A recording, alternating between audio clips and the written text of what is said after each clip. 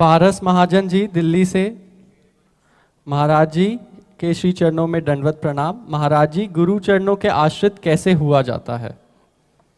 गुरु चरणों के आश्रित तभी हम होते हैं, जैसे हम किसी धनी के आश्रित तभी होते हैं जब हमें धन का लोभ प्रकट हो जाता है। हमें पता चले बहुत धनी है, अगर ये रीझ जाए तो धन दे दे। ऐसे ही जब हमें पता चले कि हमारे गुरुदेव श्री राधा नाम धन के धनी हैं और मुझे राधा रूप चाहिए, राधा धन चाहिए, मुझे राधा किशोरी चाहिए, प्रिया प्रीतम चाहिए, तो फिर ये लोभ सच्ची शरणागति करा देगा कि मेरे में तो सामर्थ्य नहीं, हे मेरे गुरुदेव आप कृपा करो, अपने हृदय का धन श्री प्रिया प्रीतम के चरणों में हमारा प्रेम हो जाए, अपने आप आसक्ति हो जाएगी। पहले होती है मानी हुई और फिर दूसरी होती जानी हुई। जब मानना शुरू करते हैं, फिर जब जानना प्रारंभ होता है, फिर वो बुद्धि नहीं लगानी पड़ती कि गुरुदेव मेरे परम ब्रह्म, फिर तो रोम रोम समर्पित हो जाता है कि अगर हुक्म हो तो अभी गर्दन चढ़ा दे। पर ये बात मानी हुई में नहीं आएगी। मानी हुई में है जरूरी कि मेरे परम ब्रह्म हो, लेकिन अभी समर्पण नहीं होगा पूरा। वो भावना करेगा, लेकिन अभी स्थिति तब आएगी जब वो जान जाएगा।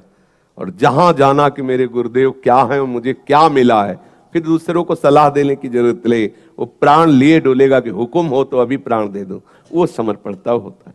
पहले हमारे हृदय में प्रिया प्रीतम की प्राप्ति का लक्ष्य बन जाए, हमें श्री श्यामा श्याम के नाम में डूबने का, रूप में डूबने का एक ऐसा प्रबल लालच, एक विकलता, एक ऐसी चाह पैदा हो जाए, वो गुरुदेव के चरणों में पूर्ण समर्पित कर दे, क्योंकि अन्य कोई मार्ग है नहीं।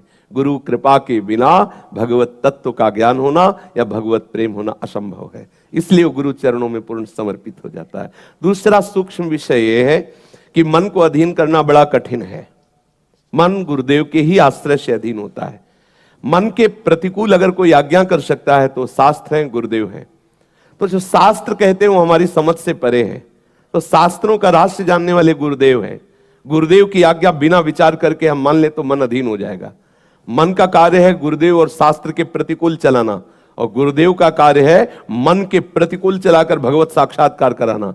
तो अपने आप फिर हृदय में जब भगवत प्राप्ति की लालसा होती तो हम मन की बात न सुनकर गुरुदेव की बात सुनते हैं, तो मन को अपने अधीन करना ही होगा। बिना इस मन को अधीन किए कोई भगवत राज्य में प्रवेश नहीं पा सकता, जैसे आज के सत्संग में था। जब तक मन को हम आचार्य गुरुदेव के चरणों में समर्पित नहीं करते, तब तक भगवत राज्य में प्रवेश नहीं। हाँ, भगवत राज्य की बातें कर सकते हैं, लेकिन अनुभव नहीं आएगा।